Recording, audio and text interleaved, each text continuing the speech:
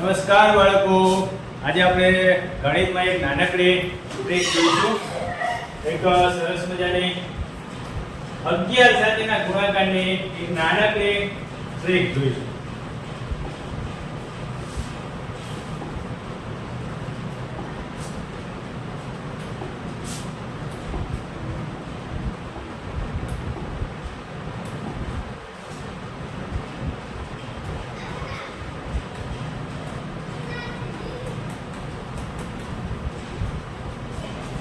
કોઈ પણ બે અંકોનો 11 સાથે ગુણાકાર કેવી રીતે કરીશું ચાલો જોઈએ.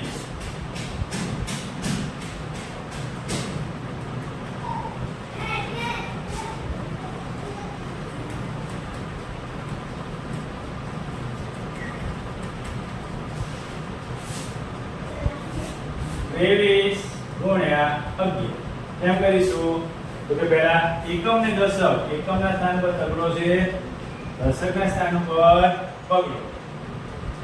હવે શું કરીશું તો 3 અને 2 બંનેનો સરવાળો કરે વચ્ચે. આવી જાવ અંદર, હાલો ઝડપથી.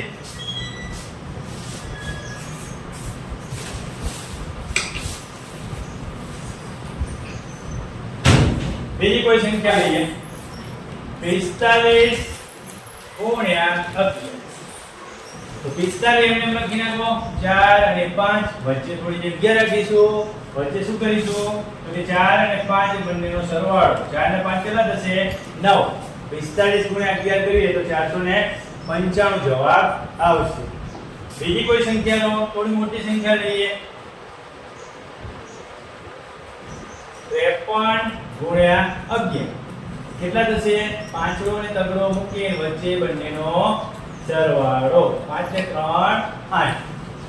પણ એનાથી મોટી સંખ્યા લઈએ ત્યારે શું કરીશું તો કે 74 ગુણ્યા 11 એમાં પણ એ જ રીતે કરીશું. 7 મૂકો, ચોગડો મૂકો, 7 ને 4 11 થશે.